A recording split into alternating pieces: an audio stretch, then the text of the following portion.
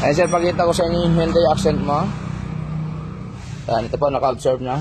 Maganda na po yung minor, hindi na po kagaya ng dati na padlado. Ayan, yung problema nito mga boss, ang akala ni sir ay transmission. Pagdating po sa atin dito, chinek po natin, hindi po transmission. Nagkakaroon po ng problema sa kanyang makina. Yun nga po, nagkakaroon ng random misfire. Ayan. Yun ang naging problema. Defective yung dalawang ignition coil, and then yung computer box niya po, naka-jumper. Papakita ko sa inyo, isusunod ko na lang, dadagdag ko na lang dito sa video or re-upload ko yung itsura ng paka-jumper. Kung makikita nyo, parang ginawang parang Meralco or PLDT, yung mga wire nag-jump sa kabila. Na kailangan, pagka ganun po, dapat hindi ganun. Naka-layout po talaga, bubuhayin ng dati yung layout, hindi yung ganun po pagkagawa. Ayan. Ayan po yung box. Ayan, road test ko sir. Pakita ko rin sa inyo, okay na rin po yung blinking mo na problema sa inyong oil. Ayan, naayos ko na rin po yung electrical. Ayan, pakita ko. Wala nang check engine. Ayan, na-scan na rin po natin. Ayan, check natin kung may fault codes pa. Ayan, ito pang detect lang natin kung may fault codes.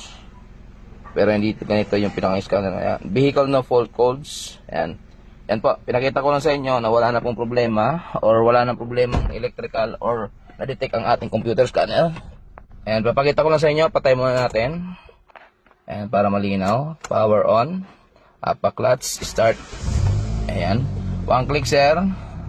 Wala na yung check engine. Wala na rin yung blinking oil sign or oil signal. Ayan, baba handbrake, okay. Seatbelt na lang. Ayan, touch na po natin. Tatakbo ko po sir, para marinig ko yung concern nyo. Kung meron pang ubo.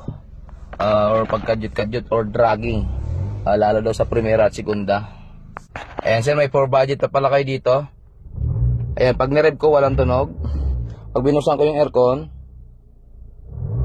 ayan, maingay po yung sa aircon nyo. Hindi ko alam kung dito sa loob o dun sa compressor nyo. Ayan o, pag siniswitch yung compressor, pag pinatay wala. Ayan, ibig sabihin may problema kayo related sa may compressor or dito sa blower, lumalagatak. Ayan. Testing po natin. Ayan, yan po yung mga ginagawa namin ngayon dito sa Almar Outdoor. Timing belt sa dulo, AGR intake throttle, at saka transmission at kung ano-ano pa. Ayon, maintenance CRV. May slot na po tayong isa. Yung mga magpapagawa dyan, meron na po tayong isang slot. Ayan, ayan, may dumating na Fortuner. Sa atin pa siguro yan. Ayan, kararating lang. Ayan, road test muna tayo mga boss. Ayan. Takbo ko muna. Ayan sir, nabibirit na po sir. Yung dati talaga nagkakadyot-kadyot po.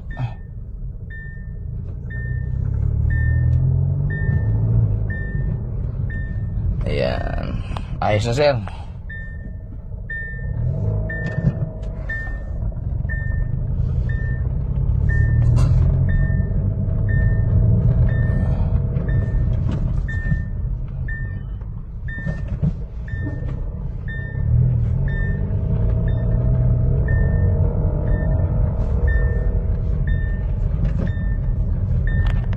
Bale, ayos na sir, hindi na po siya kagaya nung dati.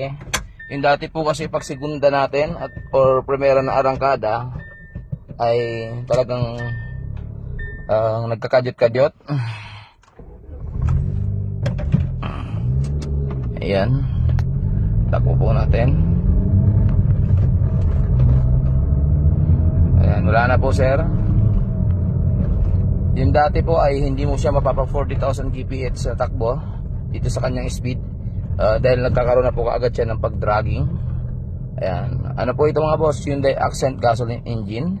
Ang ginawa natin dito ay electrical, kasama na yung palit ng ignition coil, spark plug, at saka yung computer box na naka-jumper po. Kinorek na rin po natin. Inayos na yung layout, iniwasan nila yung layout, ginawa po nila, nag-jumper po ng wire. Tapos ang naging problema, dumikit po sa cover ng computer box. Ayun, nagkaroon po ng short. Nag-damper sila ng dalawang wire, nagdikit.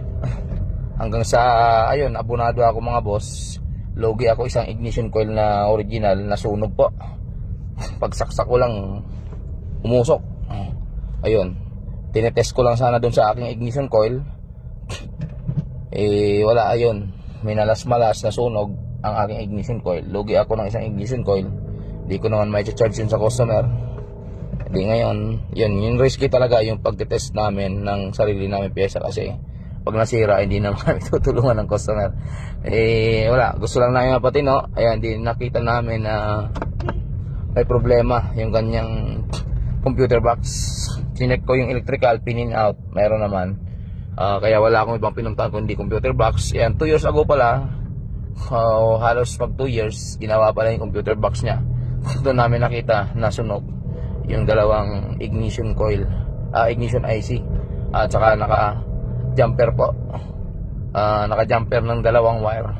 Yung wire wala pong balot, yung tinastas lang po na wire, pinajump po papunta sa kabila. Yun po ay delikado po yung ganon, kasi maaari po kasing magdikit papunta dun sa body or sa cover. Ayan, yun nga po nangyari. Sa katagalan siguro, dala ng mainit or dumadaan yung kuryente dun sa wire, lumunday po yung wire. Ayun, dumikit po sa cover yung dalawang wire. Nag-away yung dalawang wire hanggang nasunog. Ayan. Muna pa ako sa Mas Cavite, search lang ako sa Waze or Google Maps, Almar Autocar. Cellphone number namin is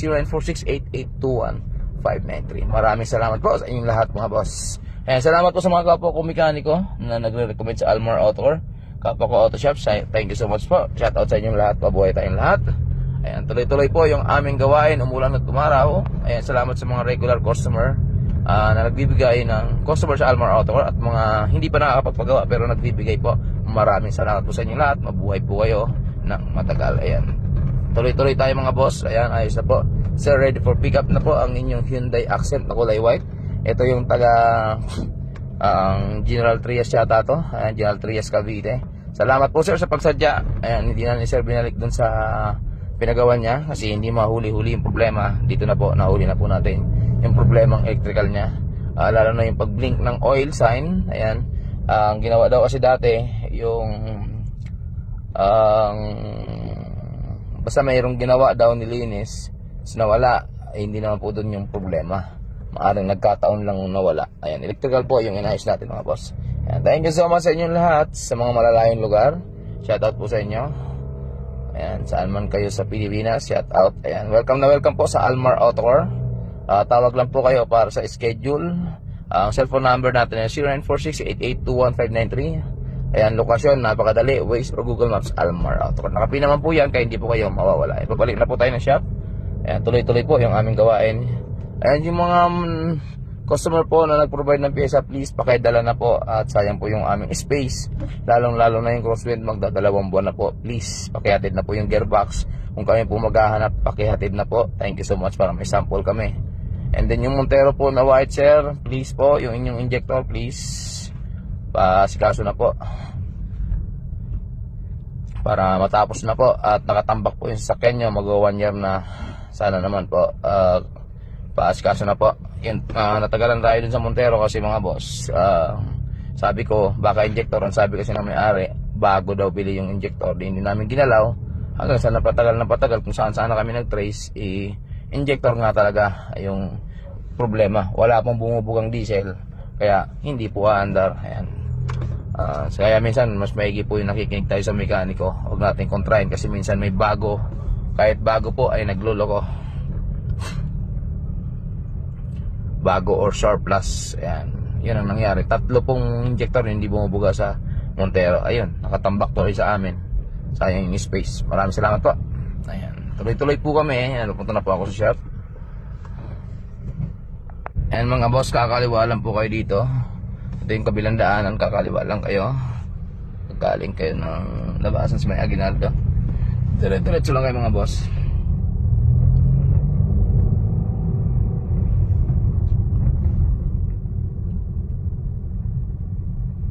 Ayan, makikita nyo na po yung signage natin na Almar Autocar. Ayan, tawag na lang kayo pag nandito na. Thank you so much po. Magandang araw sa inyo lahat.